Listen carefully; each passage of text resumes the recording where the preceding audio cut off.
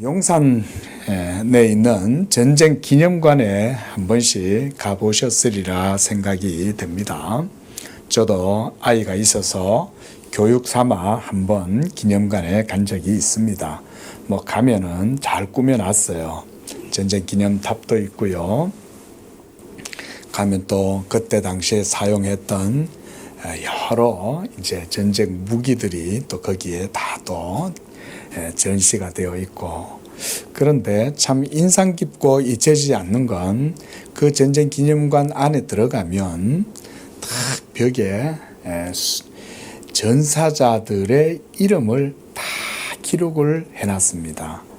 제가 그걸 보면서 그래도 국가가 이렇게 나라를 위해서 희생적으로 정말 이렇게 정말 전사한 전사자들의 이름을 하나하나 다 기록해 놨다는 것을 보면서요, 참 그래도 그런 것들을 보면서 깊이 감사하는 마음을 갖게 되었습니다.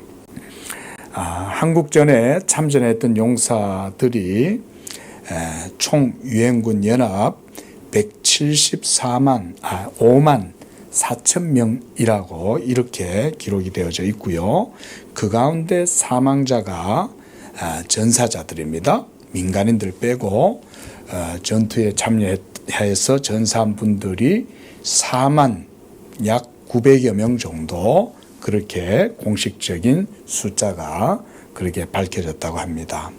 하지만 또 그 외에 실종자, 또 신원 미상의 사망자들까지, 또 의용군, 학도병들, 이런 사람들까지 다 합치면 그 숫자는 더 많을 거라고 생각이 됩니다.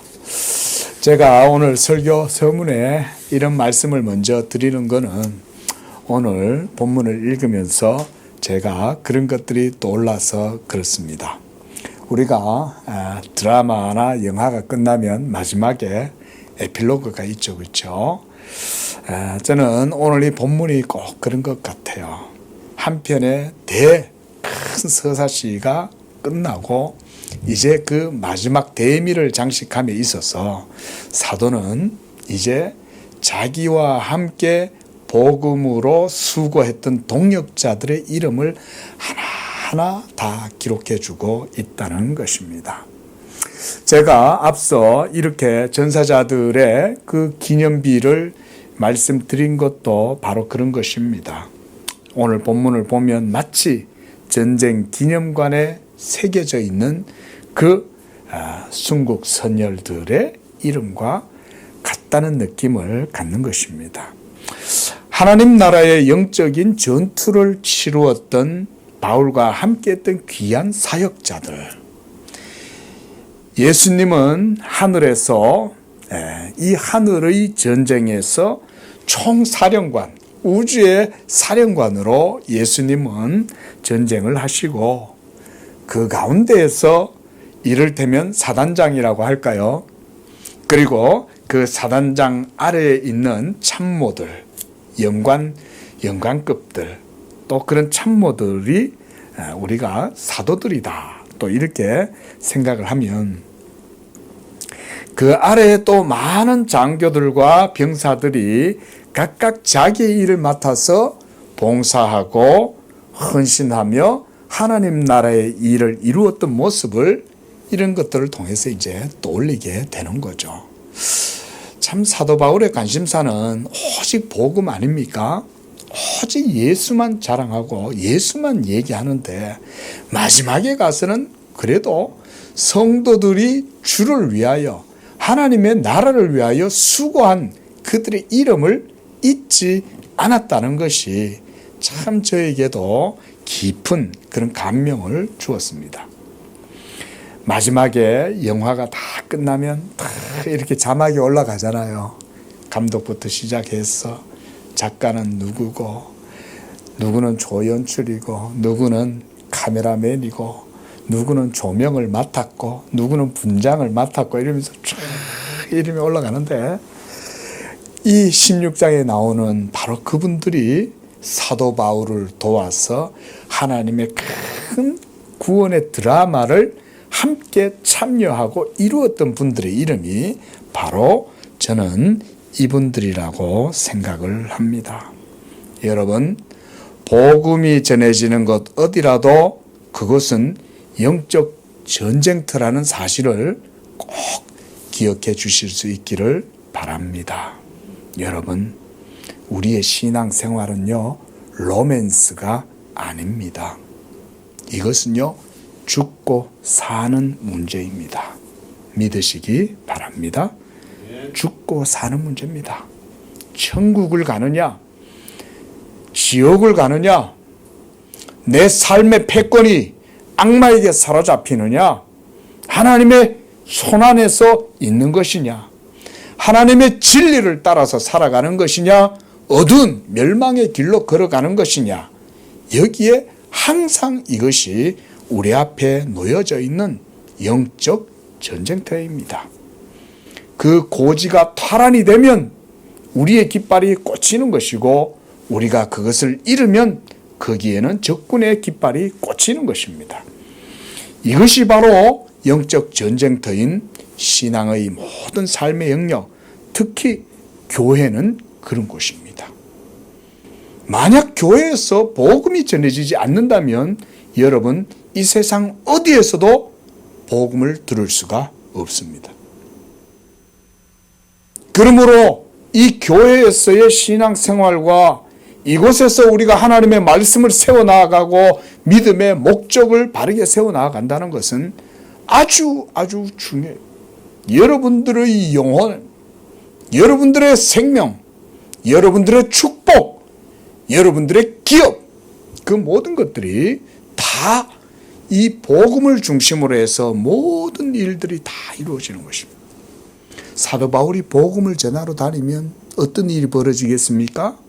복음이 전파되는 곳곳에 주님이 역사하셔서 하나님의 나라가 지경이 그 가운데에 이루어지게 되는 거예요.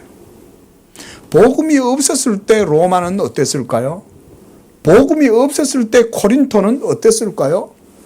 복음이 없었을 때 에베소는 어땠을까요? 빌립보는 어땠을까요? 골로새는 어땠을까요? 복음이 없었던 아시아 지역은 어땠습니까?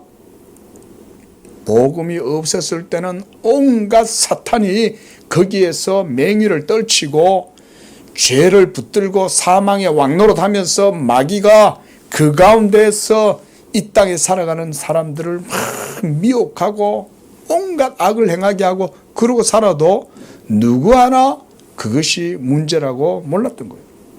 그런데 어느 날 남루한 옷을 입고 웬 사람이 행랑 하나만 딱 메고는 와가지고 예수 믿으시오, 예수 믿으시오. 그러니까 그게 뭐요? 들어보시겠어? 바로 하나님의 아들이요. 이 하나님의 아들이 말씀이 육신이 되셨어. 그래서 그가 우리의 모든 죄를 위하여 십자가에 못 박혀 죽으심으로써 당신의 죄가 거기에서 다 사함받았어. 그 예수를 믿기만 하면 전능하신 살아계신 하나님과 영적으로 교통하고 생명을 누리고 죄사함과 자녀됨과 자유함을 누리게 되는 것이요. 이러면서 다니면서 곳곳에서 복음을 전했던 거예요. 우리나라도 옛날에 그랬대요. 제가 옛날에 예수 천당 불신지옥이라는 영화를 봤거든요. 언제 우리도 한번 이 앞에 큰 미디어 같은 게 있으면 한번 보면 좋겠어요. 최봉석 목사님, 이분이 평양의 깡패잖아요. 평양의 깡패. 그런데 이분이 선교사를 통해서 죄송합니다. 선교사가 아니라 깡패 짓을 하다가 막 집단적으로 맞아가지고 이제 한의원을 간 거예요. 그런데 그 한의원의 한의사가 복음을 듣고 예수를 믿는 분. 이분이 이 깡패 참 한량짓이나 하고 비루하게 살던 이 최봉석 씨한테 치료를 해주면서 복음을 전한 거예요. 그런데 이 복음을 듣고 있는데 하나님이 그의 마음을 여시고 귀를 열어서 그가 그 즉시 예수를 영접하고 하나님의 성령이 그를 붙들고 역사하시자 이 사람이 막 성경을 읽기 시작한 거예요. 그 최봉석 씨가 성경을 읽다가 단숨에 성경 말씀에 붙들린 바가 되어서 아, 예수가 구주구나, 예수가 하나님의 아들이구나, 이걸 알고부터는 이 사람이 하루 만에 바뀌어가지고, 그 전까지만 해도 시정 잡배 역할을 하다가 시장에 나가가지고는 예수를 전하니까 이 사람들이 하도 희한해갖고 이 최봉석 씨를 믿지를 못하는 거예요. 근데 이 사람이 복음을 전하고 자기가 잘못했다 이러면서 복음을 전하고 회개하고 이러니까 많은 사람들이 이 최봉석 씨를 통해 가지고 예수를 믿고, 그래서 이 최봉석 씨가 그래서 최건능 목사님이란 이름을 받게 된 거예요. 왜냐하면 예수 천당 불신지옥, 그때는 이것만 외쳐도 복음이 없던 시대니까. 고대에 그저 2000년 전에 뭐 일반 민생들, 민초들이 지식이 있었겠어요? 뭐 해봤던 소크라테스나 소피스트들이나 뭐 아리스토텔레스 선생님이나 돼야, 플라톤 선생님 좀 돼야 뭐 조금 이렇게 좀 뭐 가방끈 있다 이러지만, 옛날에는 지식이 어디 있어요? 그런데 사도 바울이라는 사람이 와가지고는 예수를 전하니까 그게 뭔데? 들어봐. 하나님의 아들이 이 세상에 왔어. 그가 우리를 위하여 화목을 이루었어. 그래서 전능하신 신의 저주와 모든 진노와 형벌이 그 예수의 십자가에 의해서 다 제거됐어. 그 예수를 믿으면 바로 죄사함과 함께 구원의 기쁨과 자유를 누려, 그리고 무엇보다 예수의 부활을 우리도 누려. 할렐루야. 예수의 부활을 통해서 우리는 죽어도 그리스도와 함께 다시 살아나고 하늘의 영원한 기업을 상속받아. 이런 복음을 전하니까 무지몽매한 인생들이 이 지식이 들어가고 나니까 막 하나님의 성령의 역사심을 통해서 믿게 된 거예요. 근데 그것만 있었던 건 아니에요. 말씀드렸듯이 여러분, 복음이 전해지는 곳은 마귀가 여러분 이래 뒷짐지고 멀거니 이러고 있지 않습니다. 마귀가요 얼마나 역사하는지 모릅니다. 호시탐탐 빈 곳을 노리고 주위를 배회하면서 빙빙 돌다가 옳거니 걸렸다 하면 여지없이 사탄이요 역사합니다. 여러분, 신앙생활 하실 때 우리가 이것을 항상 잊어서는 안 됩니다. 사탄 마귀가 우는 사자처럼 삼킬 먹잇거리를 찾아서 어른거리고 돌아다니고 있다. 그래서 성경은 항상 사탄을 대적해라. 그래야면 저가 너희를 피할 것이다. 여러분, 이게 성도의 권세예요. 얼마나 대단합니까? 성도들이 웅크리고 앉아가지고 쭈그리고 앉아가지고 믿음 없이 이러고 있고 불평하고 그 다음에 연약한 모습만 바라보면서 침체돼 갖고 있으면요, 마귀가 이거 봐, 너 아무것도 아니야, 너 뭐 예수 믿는다고 웃기시네. 그러나 주 예수 십자가의 권능을 믿고 예수께서 십자가에서 모든 의를 다 이루시고 그를 믿는 내가 이제 더 이상 율법의 정죄함을 당하지 아니하고 내가 이제는 그리스도와 함께 다시 살리심을 받았어. 예수가 나의 의야. 예수가 나의 생명이야. 예수 그리스도의 십자가가 나의 능력이야. 이걸 믿고 일어나면 사탄이 여러분들을 피해 나가는 줄로 믿습니다. 이런 담대한 복음에 여러분 고백을 늘 하시기 바랍니다. 항상 하십시오. 내가 좀 우울해져 영적 침체되면요, 주여 믿음 주시옵소서. 예수 십자가의 권능을 내게 덧입혀 주옵소서. 성령이여 역사하여 주시옵소서. 그리하여 나의 바람 빠진 풍선 같은 내 모습 속에 성령으로 다시금 충만하게 팽창하게 해 주옵소서. 여러분, 이것이 우리의 싸움은, 그래서 성경은 혈과 육에 대한 싸움이 아니라고 그랬어요. 여러분들의 싸움의 대상이 무엇인지를 여러분들 분명히 직시하십시오. 우리의 싸움은 이웃이 아니요, 내 형제가 아니요, 내 지체가 아닙니다. 우리의 싸움은 혈과 육에 대한 것이 아닙니다. 자녀가 아닙니다. 우리의 싸움은 공중권세 잡은 자, 악한 원수 사탄 마귀를 대하여 우리는 항상 이 싸움 가운데 서 있는 것입니다. 마귀가요, 여러분들을 그냥 안 놔둡니다. 여러분들의 믿음을 쥐흔들어 가지고 확신의 기초를 무너뜨리고 여러분들 하여금 두렵게 하고 여러분들로 하여금 의심하게 하고, 그래서 결과적으로 하나님의 말씀을 믿지 못하게 하는 거예요. 하나님의 말씀, 살아계신 이 진리의 말씀이 우리에게 항상 있는데도 우리는 눈이 가리워지고 연약함 가운데에 그걸 바라보지 못하는 거예요. 그러다 보면 믿음이 시들고, 그러다 보면 의심하고, 그러다가 자칫하면 실족하기도 하는 거예요. 인내하실 수 있기를 바랍니다. 무엇보다 감사하시기를 바랍니다. 감사하세요. 여러분, 감사의 에너지가 떨어지면 그때부터 영적인 어려움이 찾아옵니다. 예? 항상 감사해야 됩니다. 이것은요, 조건적 감사가 아닙니다, 여러분. 내 조건이, 감사할 조건이 되니 감사하는 건 감사가 은밀한 의미에서 영적인 감사가 아닙니다. 그건 만족이죠. 육적인 만족이지, 감사가 아니에요.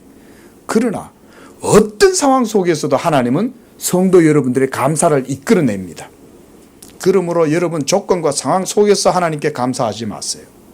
어떤 상황 속에서도 항상 여러분들은 복음을 대면하십시오. 복음이 뭡니까? 예수가 나를 위하여 십자가에서 죽었다. 그리고 나도 그와 함께 십자가에서 죽었다. 이 고백하실 수 있기 바랍니다. 내가 죽었다는 고백을, 십자가를 대면하고 할 수 있는 사람만이 진짜 감사를 할 수 있어요.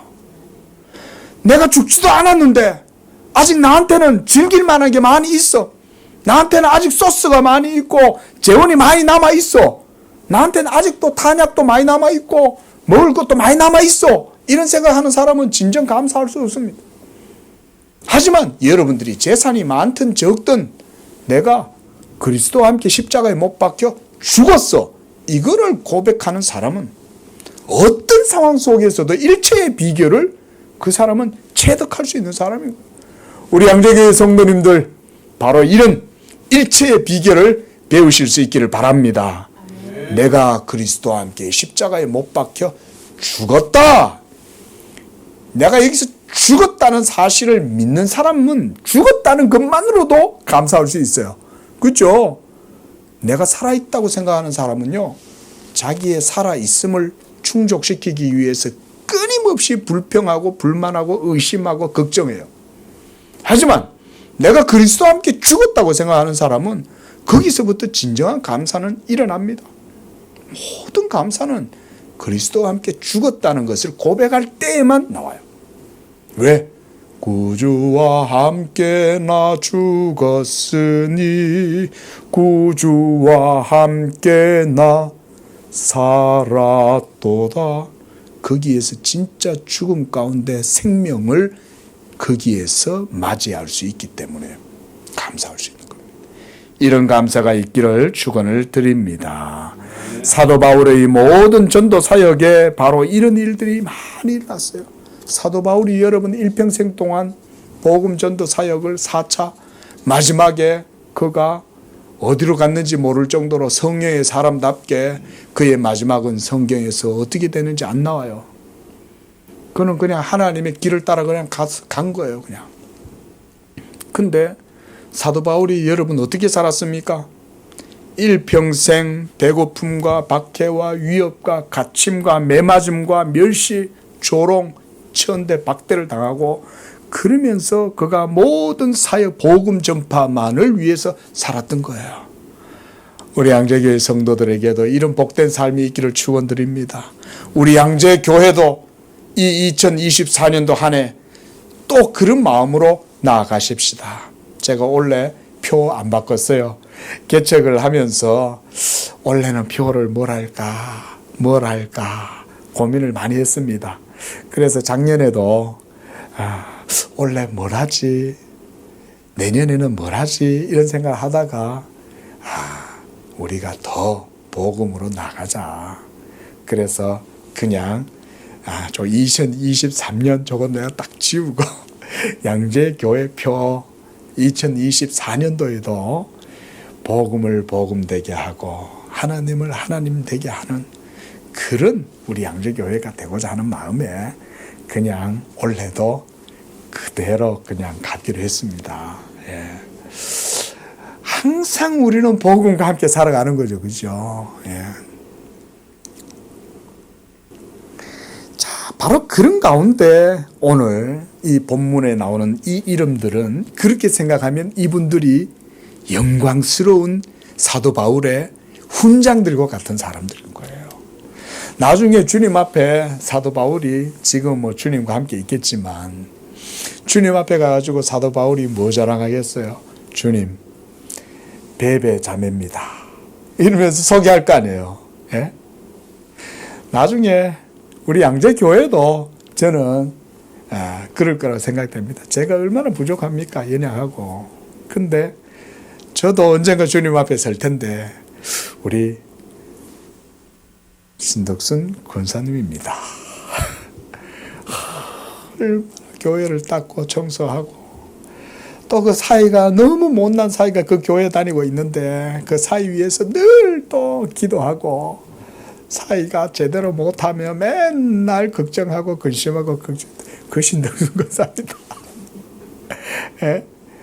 어떻게 사이가 교회도 나가기 싫어가지고 막 그러고 있는데 왜 교회는 안 나가고 여기 있어 이러면서 잔소리를 했어. 사이가 그랬다는 거 아니에요.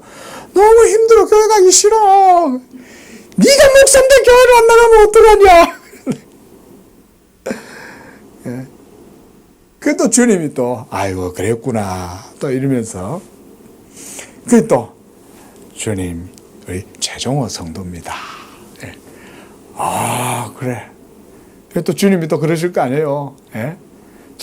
참 주일날 올 때마다 우리 성도들 또 위해서 만난 거 오늘도 뭐 또 사들고 오시던데 만난 거 사가지고 오시고 또 그 멋진 차에 온갖 딱딱 묻은 거 다 씻고 그냥 또 그 고급 세단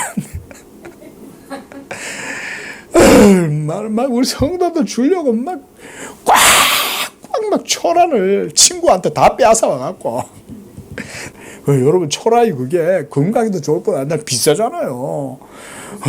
또 그거를 그 귀한 거를 아이고 승용차에다가 그냥 트럭처럼 싣고 와가지고는 그냥 우리 성도 다 나눠주고.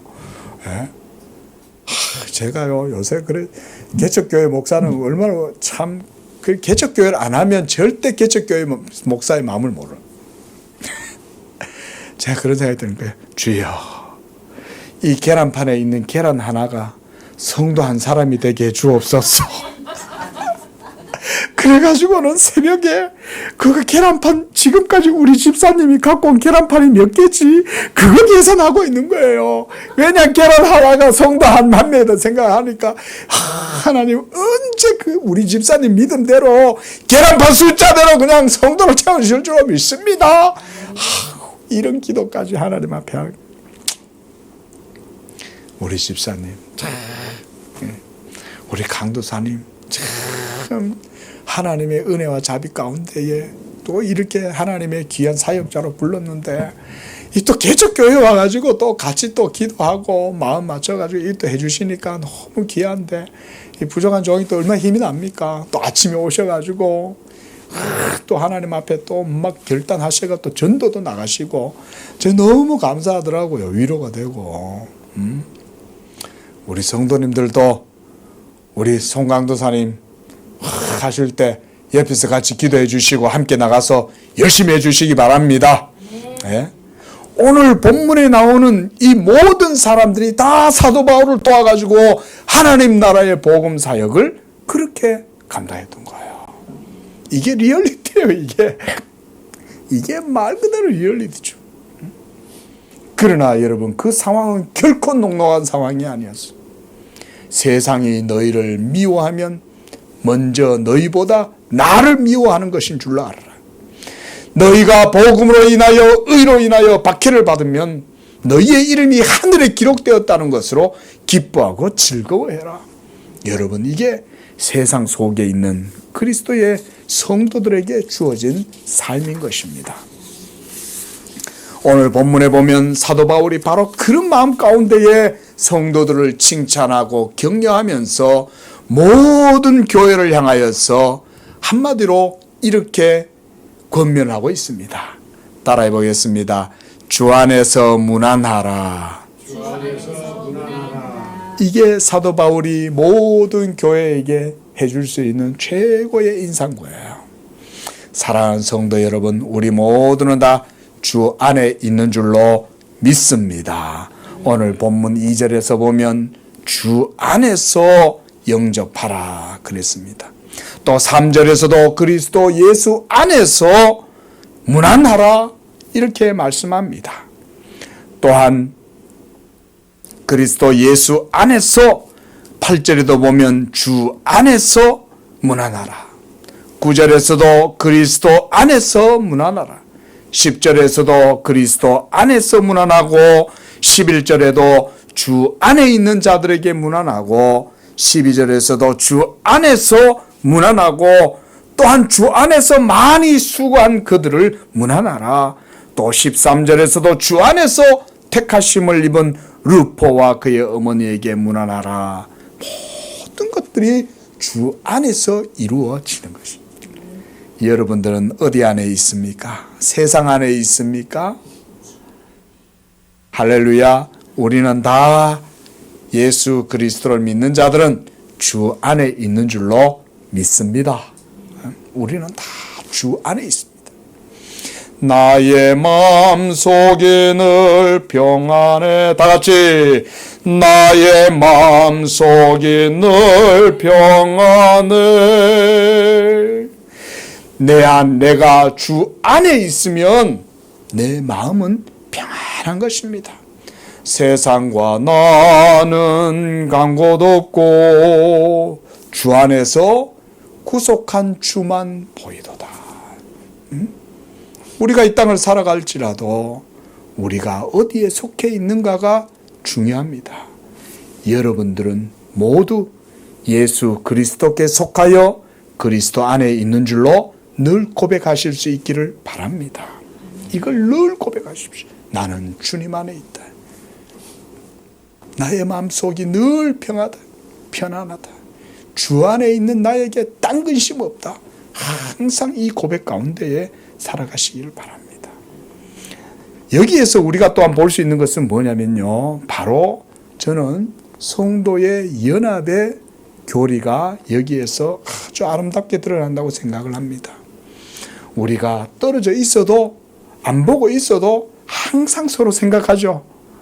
우리 강도사님 지금 이제 수원에 가 계시니까 지금 좀 학원 가 있으니까 저기 가 계시겠네. 우리 집사님 어디 계시겠네. 우리 자매님 어디 있겠네. 우리 형제들 뭐 요즘 교회를 잘 안 나오지만은 어디 있겠네. 이러면서 늘 생각하는 거죠. 여러분, 그것이 바로 그리스도 안에서의 연합입니다. 우리가 모두 주 안에서 한 몸 된 줄로 믿습니다. 그래서 시편 133편 1절에서는 보라 형제가 연합하여 동거함이 어찌 그리 아름다운고 그랬습니다. 우리는 또한 다 그리스도의 몸이요 지체입니다. 우리 고린도전서 12장 말씀 한번 찾아보겠습니다. 고린도전서 12장 12절 말씀입니다. 시작. 몸은 하나인데 많은 지체가 있고 몸의 지체가 많으나 한 몸인과 같이 그리스도도 그러하니라. 그 다음 뒤에 있는 27절도 읽습니다. 시작.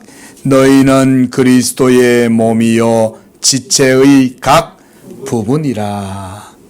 우리 모두는 다 여러분 각각 개별자들일지라도 성령 안에서 그리스도의 몸의 각 지체로 모두 유니온, 연합되어져 있는 줄로 믿습니다.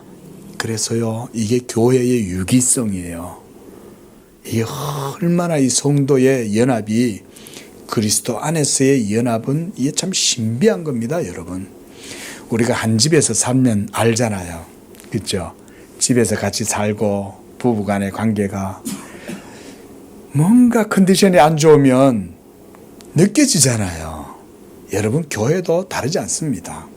교회도요, 지체의 마음이 상하고 영적으로 침체가 되어져 있거나 막 저조하면요, 웬 지체들이 느껴집니다, 여러분.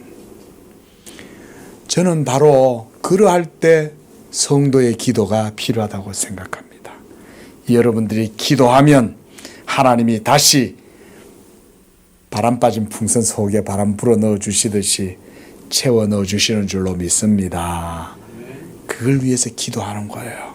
사도 바울이라고 힘들지 않았겠습니까? 사도 바울도 인간인데 침체되지 않았을까요? 성경 속에 그런 모습들이 안 보이는 것 같지만 저는 그렇게 생각하지 않아요. 사도 바울이 얼마나 힘들었겠어요. 그러니까 하나님 앞에도 기도했을 거 아니에요. 주님, 베드로도 와이프가 있고 야고보도 와이프가 있고 다 와이프가 있는데 왜 저는 없어요? 다른 사람들은 다 아내가 있어가지고 아내를 거느리고 다니면서 사역도 하는데 저도 좀 있었으면 좋겠네요. 아마 그런 인간적인 그런 외로움이 있지 않았을까요? 사도 바울에게도. 하지만 주님은 사도 바울에게는 결혼을 허락하지 않으셨죠. 또 여러 가지 고통 속에 특별히 육체의 질병, 사탄의 가시 때문에도 그가 고통할 때 얼마나 심적으로도 힘들었겠어요. 그러니까 주님 앞에 3번이나 기도를 한 거죠. 그럼에도 불구하고 주님은 그런 바울의 기도를 들어주시지 않았어요. 힘들잖아요.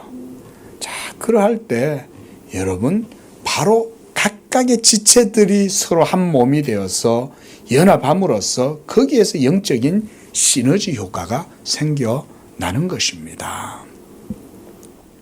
이와 같이 본문을 통해서 우리는 사도 바울이 이와 같은 모든 교회를 그리스도의 한 몸 안에서 이해하고 있다는 사실을 볼 수가 있습니다.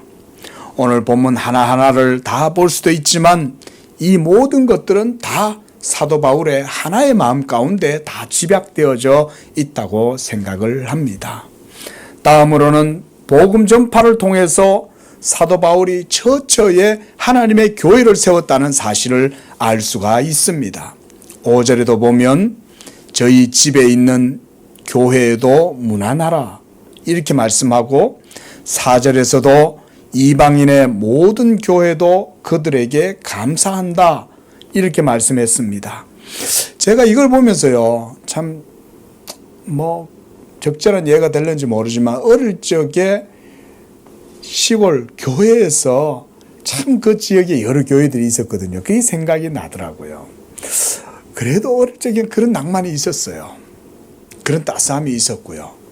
저 위로 올라가면 구세군 교회가 있었고 또 저기 가면은 또 진보 제일교회가 있고 또 진보 중심에는 또 진보 교회가 있고 또 저기 가면 각산교회가 있고 월전교회가 있고 이러면서 그 시골 구석구석 계골마다 들어가면 교회들이 있었거든요.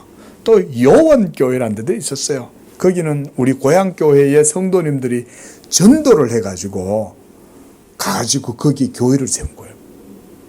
전도를 해가지고.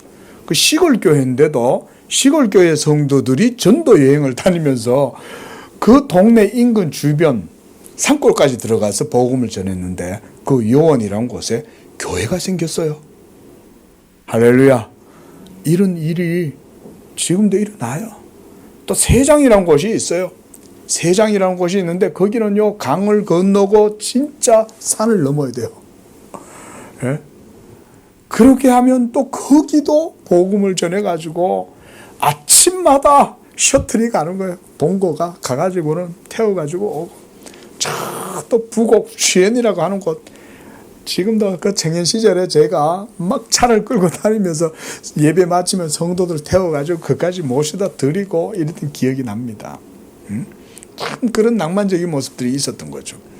제가 이걸 보면서 그런 게 떠올랐어요. 야, 참 모든 교회의 지역들마다 교회가 서가지고 성도들이 참 이렇게 영적인 교제를 아주 따뜻하게 했구나. 그러니까 오셨어요 집사님, 오셨어요 성도님, 베베자매님 오셨습니까? 여기 보면 뭐 여러 이름들이 있잖아요. 그러면 다 소문이 나겠죠. 사도 바울께서 이번에 우리 교회에 왔습니다. 이번에 누구하고 같이 왔었습니다. 그분 누구예요? 그분이 루포라고 하는 분이에요. 그분이 루포예요? 야, 그분이 바로 그 예수님의 십자가를 대신 지어주었던 구레네 시몬의 아들이잖아요. 이렇게 또 뭐 소문이 나는 거 아니에요? 여러분, 오늘 거기 13절 보면 주 안에서 택하심을 입은 루포 있죠? 이 루포가 마가복음 15장에 나오는 바로 시몬의 아들입니다. 마가복음 15장 21절에 보면 알렉산더와 루포의 아버지인 구레네 사람 시몬, 이렇게 소개를 해놓고 있어요.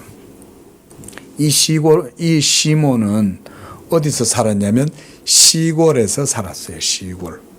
그 성경에 보면 시골에서부터 왔다가 예루살렘에 왔다가 예수님이 십자가를 지고 가는 그걸 우연히 옆에서 이렇게 구경하고 있다가 로마 병사가 야, 너 이리 와봐, 너 거기 촌놈 이랬을 거 아니에요. 시골서부터 왔으니까. 이거 어리숙하게 구경하고 있는 이 구레네 사람 시몬이 딱 붙들려 갖고 예수님의 십자가를 엉겹결에 짊어진 거예요. 왜 나한테 시켜요? 말이 많아. 이리 와서 네가 이거 짊어매. 이미 예수님이 그때는 십자가를 질 수 없을 정도로 힘이 완전히 소진돼 버린 거죠. 그러니까 이 시골뜨기 구레네 사람 시몬이 잡혀가지고, 뭐 옛날에는 뭐 법이 있어요? 뭐가 있어요? 예? 우리나라도 그냥 뭐 오공화국 시절만 해도 찍소리 못 하잖아요. 뭐 딱 군복 입고 야 이리 와 이러면 그냥 뭐 아무도 말 못 하죠. 그러니 뭐 2000년 전에 로마 병사가 야 너 이리 와봐 이거 짊어매 이러고 그냥. 근데 여러분 얼마나 복됩니까, 그죠? 엉겹결에 은혜 받는 줄로 믿습니다. 하나님은 때때로 그렇게도 은혜를 베풀어 주시는 거예요. 엉겹결에 인류의 그 모든 죄를 싣고 가는 그 십자가를 이 시몬 시골뜨기가 그 어깨에 짊어진 거예요. 와, 놀라운 일이 이 구레네 시몬에게 일어났는데 그가 인류의 대속자이신 예수님의 십자가를 대신 짊어진 거예요. 얼마나 영광스럽습니까? 우주적인 사람이 된 거, 우주적인 사람. 예? 우리 성도님들도 다 그리스도와 함께 여러분들의 몫에 대인 십자가를 지고 가는 줄로 믿습니다. 그 십자가를 여러분 그리스도의 남은 고난을 여러분들에게도 하나님이 주시는 거예요. 은혜인 줄로 믿으시기 바랍니다. 말씀드렸듯이 감사하십시오. 감사. 내가 그리스도와 함께 십자가에 못 박혔다. 이걸 여러분들이 믿는 거예요. 예수를 믿는다는 것은 그걸 믿는 것입니다. 그걸 믿으실 때 여러분들에게 주어진 십자가를 감사함으로 메고 걸어갈 수 있는 거예요. 엉겹결에 구레네 시몬은 예수님이 들고 가기 힘든 그 십자가를 짊어지었지만 이것은 그 가문의 영광이죠. 가문의 영광이죠. 그래서요, 바로 그 시몬이 저는 예수님을 영접하고 믿었다고 생각합니다. 그리고 도대체 이 예수가 누구냐? 그 십자가를 짊어지고 가면서 시몬이 그 생각 안 했겠어요? 짓궂게 엄한 사람한테 십자가를 지고 가라 그랬는데 알고 보니까 그가 바로 하나님의 아들이었던 거예요. 그리고 그의 아들 루포가 사도 바울의 제자가 되어가지고 사도 바울의 동역자로 복음을 전하는 이 대열에 동참하게 되었다. 할렐루야. 하나님의 나라의 기업에 여러분도 참여하신 줄로 믿습니다. 여러분 절대 21세기의 과학정신에 현대정신에 매몰되지 마세요. 여러분 아무리 과학이 물질 문명이 어마어마한 그런 시대가 되었다 해도요, 인간은 죄인입니다. 여러분들의 영혼은 하나님의 생명이 없이는 절대 자유로울 수 없습니다. 하나 그리스도 예수의 새 생명의 영이 없이는, 부활의 영이 없이는 우리는 다시 영적 생명을 얻을 수 없습니다. 오늘날의 시대에도 이 예수 그리스도의 십자가의 복음이 여전히 죽은 영혼을 살리고 자유하게 하는 줄로 믿습니다. 이 단순하고 순수한 복음, 변치 않은 이 복음, 21세기에도 우리는 여전히 전하고 믿어야 됩니다. 복음을 복음되게 하는데 힘쓰는 우리 성도님들 다 되시기를 축원드립니다. 이 부족한 남상수 목사지만 우리 성도님들이 나중에 주님 앞에 다 섰을 때 주님이 여러분들에게서 뭘 보시겠어요? 여러분들을 하나님의 심판의 도가니에 툭 던져 넣으면 여러분들에게 나오는 건 정금 같은 믿음인 줄로 믿으시기 바랍니다. 정금 같은 믿음을 하나님이 보시는 거예요. 내가 하나님 이 세상 살면서 뭐 했습니다. 여러분 그런 거는요, 하나님의 심판의 도가니에 전부 다 들어가가지고 다 사라집니다. 그러나 예수 그리스도를 믿은 믿음의 모든 삶과 행위는 하나님 앞에 다 드러나게 되는 줄로 믿습니다. 하나님이 그걸 정금처럼 다 모든 지푸라기도 태우고 나무도 태우고 모든 잡티들은 다 그 연단 앞에 전부 다 제거가 되지만 예수 믿음으로 인내하고 그 가운데에서 충성되게 살았던 모든 것들은 우리 주님이 다 기억하시는 줄로 믿습니다. 그게 바로 뭐냐? 복음과 함께 여러분이 충성하고 헌신하고 봉사하는 것입니다. 우리 사모님 맛있게 해주시는 그 모든 거 주님이 저는 다 기억한다고 생각합니다. 집에서 지난주에는 그렇게 바쁜데 맛있는 김밥을 그냥 사오시느라고 제가 정말 마음에 감사가 되더라고요. 그래서 비록 쌀알이 조금 딱딱했지만 제가 그걸 씹으면서요 진짜 마음에 생각했어요. 감사하다.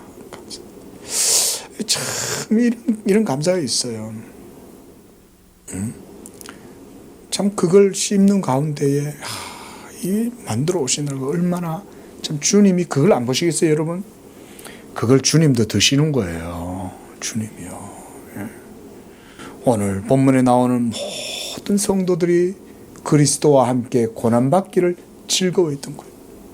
사도 바울이 남루하고 초라하게 오더라도 그를 위한 뜨거운 사랑하는 마음을 품고 있는 거예요. 여러분, 사도 바울이 주었습니까? 성도들이 주었습니까? 사실은 사도 바울이 주는 거예요. 성도들은 사도 바울이 주는 거를 받아 먹은 거예요. 복음을 받아 먹은 거예요. 복음을. 그리고 그들은 그 복음을 받아 먹고 사도 바울을 위해서 열심히 기도하고 사도 바울과 함께 고난받기를